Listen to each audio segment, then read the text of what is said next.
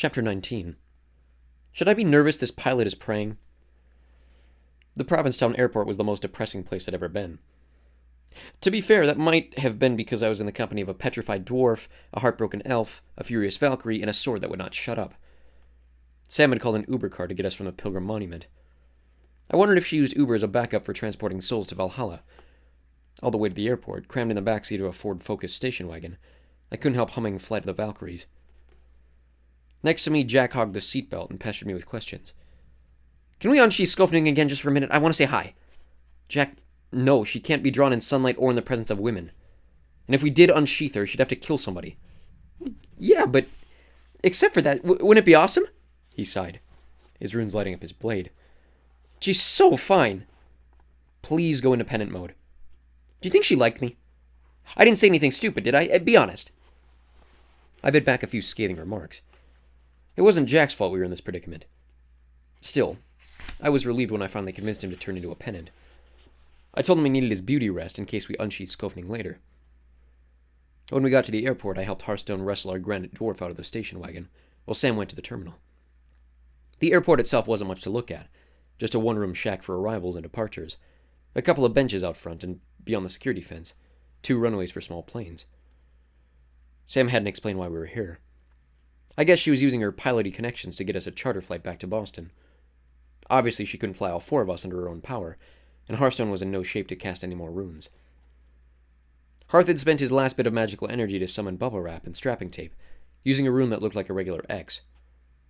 Maybe it was the ancient Viking symbol for shipping materials. Maybe it was the rune for Alfheim Express.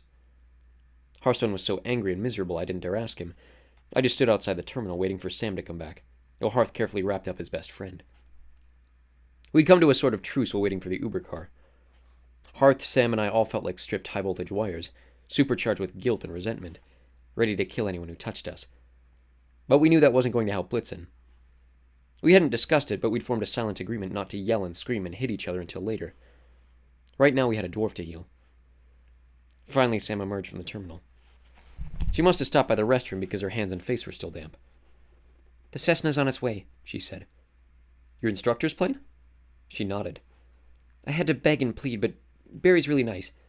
He understands it's an emergency. Does he know about, I gestured around, weakly implying the 9 worlds, petrified dwarves, undead warriors, evil gods, and all the other messed up things about our lives? No, Sam said. And I'd like to keep it that way. I can't fly airplanes if my instructor thinks I'm delusional. She glanced over at Hearthstone's bubble wrapping project. No change in Blitzen? He hasn't started crumbling yet? A slug wriggled down my throat. Crumbling? Please tell me that's not going to happen. Well, I hope not, but sometimes... Sam closed her eyes and took a second to compose herself. Sometimes after a few days, as if I needed a reason to feel guiltier. When we find the Skofning Stone, there is a way to unpetrify Blitz, right? That seemed like a question I should have asked before turning my friend into a chunk of granite. But, hey, I'd been under a lot of pressure. I hope so, Sam said. That made me feel a whole lot better. Hearthstone looked over at us. He signed to Sam in a small, angry gesture. Plane? You will drop Magnus me. You don't come.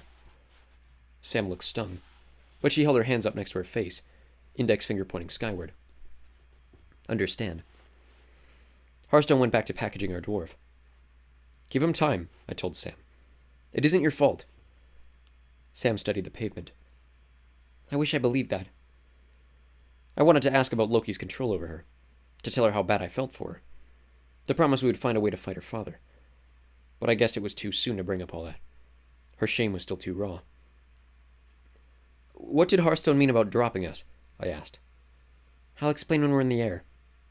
Sam pulled out her phone and checked the time. It's Zur. We're about 20 minutes before the plane lands. Magnus, can I borrow you? I didn't know what Zur meant, but I followed her to a little grassy area in the middle of a circular driveway.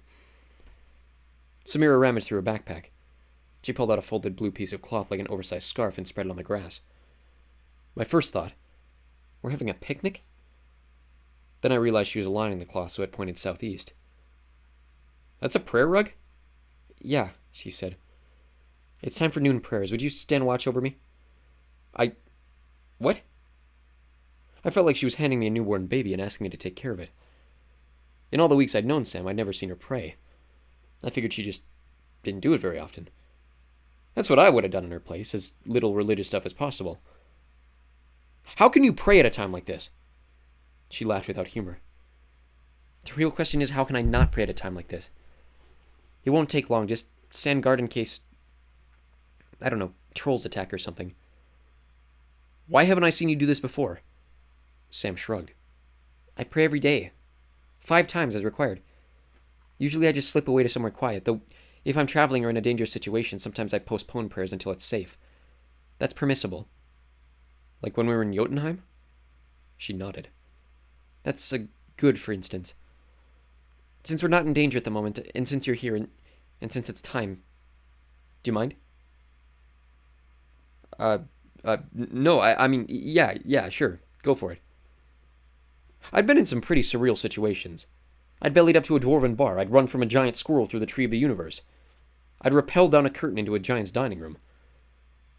But guarding Samir Alabas while she prayed in an airport parking lot, that was a new one. Sam took off her shoes.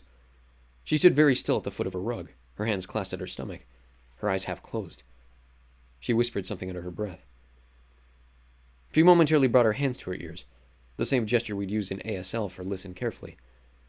Then she began her prayers, a soft sing-song chanting of Arabic that sounded like she was reciting a familiar poem or a love song. Sam bowed, straightened, and knelt with her feet tucked under her, and pressed her forehead against the cloth. I'm not saying I stared at her. It felt wrong to gawk, but I kept watching from what I hoped was a respectful distance. I have to admit I was kind of fascinated. Also maybe a little envious. Even after all that had happened to her, after being controlled and knocked unconscious by her evil father, Sam seemed momentarily at peace. She was generating her own little bubble of tranquility. I never prayed, because I didn't believe in an all-powerful God, but I wished I had Sam levels of faith in something. The prayer didn't take long. Sam folded her rug and stood. Thanks, Magnus. I shrugged, still feeling like an intruder. Any better now? She smirked. It's not magic. Well, yeah, but we see magic all the time. Isn't it hard, like, believing there's something more powerful out there than all the Norse beings we deal with? Especially if, no offense, that the big dude doesn't step in to help? Sam tucked her prayer mat into her bag. Not stepping in. Not interfering, not forcing. To me, that seems more merciful and more divine, don't you think? I nodded.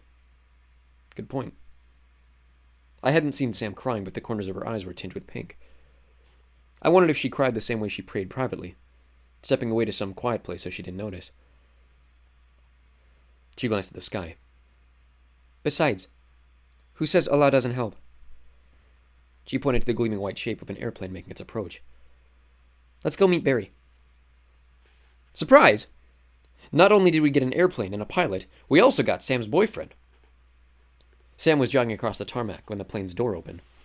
The first person down the steps was Amir Fadlan, a brown leather jacket over his white Fadlan's falafel t-shirt, his hair slicked back, and gold-rimmed sunglasses over his eyes so he looked like one of those aviator dudes in a Breitling watch ad.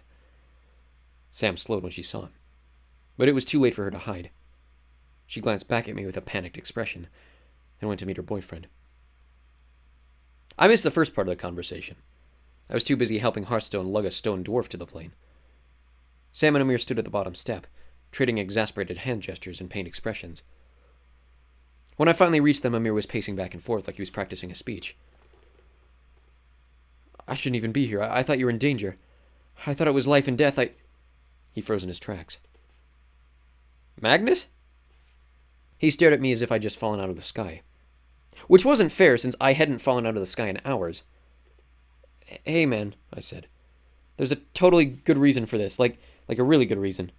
Like Samira didn't do anything that you might be thinking she did that was wrong, because she didn't do anything.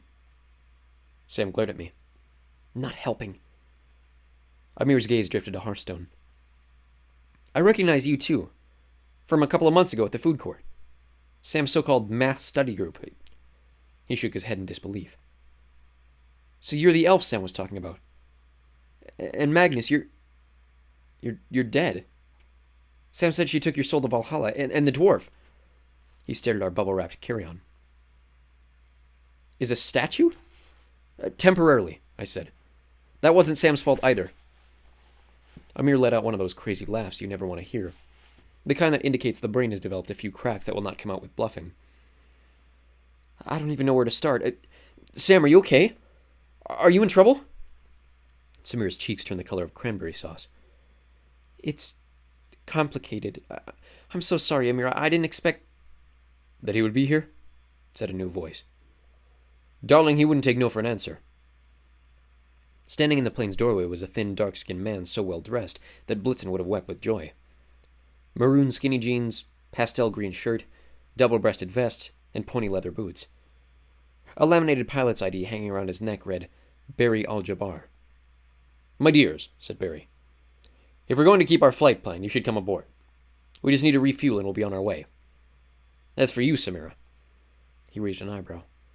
He had the warmest gold eyes I'd ever seen. Forgive me for telling Amir, but when you called I was worried sick.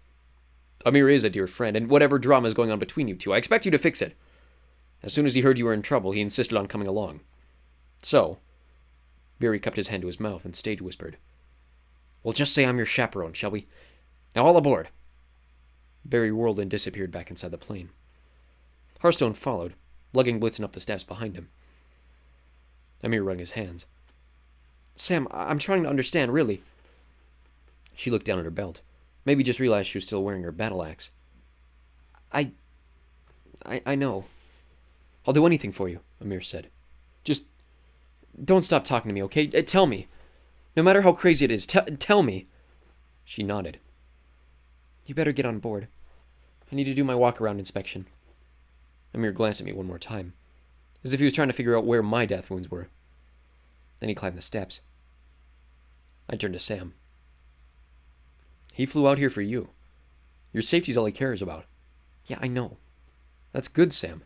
I don't deserve it. I wasn't honest with him. I didn't want to infect the one normal part of my life. The abnormal part of your life is standing right here. Her shoulders slumped. I'm sorry. I know you're trying to help. I wouldn't change having you in my life, Magnus. Well, that's good, I said. Because there's a whole lot more crazy coming up. Sam nodded. Speaking of which, you'd better find a seat and buckle in. Why? Is Barry a bad pilot?